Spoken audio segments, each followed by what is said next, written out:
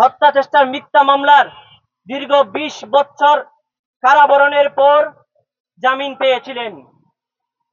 কিন্তু দুঃখের কথা হলো সেই জামিনে তিনি এক মাসও অতিবাহিত করতে পারেন নাই। আবারও ডাক আসলো, উনাকে কারাগারের প্রকোষ্ঠে বন্দী করা হলো।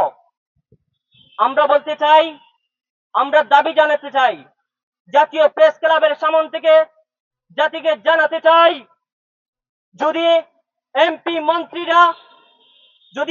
মন্ত্রীরা বেকসুর খালাস পায়, তাহলে একজন হাফিজে কোরআন, একজন দাড়ি টুপিওয়ালা কেন খালাস পায় না? সুতরাং এর তীব্র নিন্দা জানাই আমরা। আর এই উগ্র হিন্দুত্ববাদী এসকনকে খুশি করতে গিয়ে একজন দাড়ি টুপিওয়ালাকে ফাঁসির কাস্টে ঝুলানোর পায়তারা, এটা বাংলার জনগণ, 24-এর পরবর্তী বাংলার জনগণ মেনে নিতে পারে না।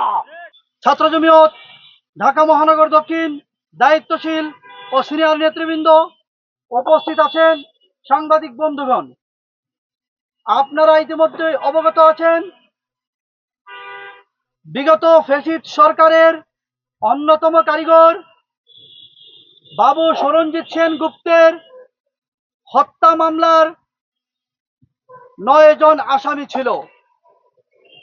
এর মধ্যে একে একে 8 জনকে বেকসুর খালাস দিলেও 9 নম্বর আসামিকে বলির পাঠা বানিয়ে দাড়ি টুপি দেখিয়ে ফাঁসিয়ে দেওয়া হয়েছে। আমরা ছাত্র জমিয়তের পক্ষ থেকে বর্তমান ক্ষমতাসীন সরকারকে সুস্পষ্টভাবে জানিয়ে দিতে চাই, 5ই আগস্ট 24 পরবর্তী এই বাংলাদেশের জনগণ এরকম উদ্দেশ্য প্রণোদিত মিথ্যা বানোয়াট রায় আর কখনো মেনে নিবে না।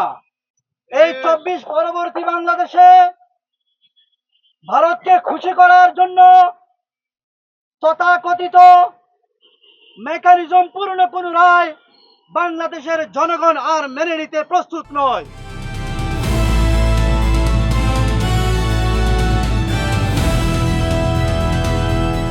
দিনাজপুর টিভি, মানুষের জীবনের কথা বলে।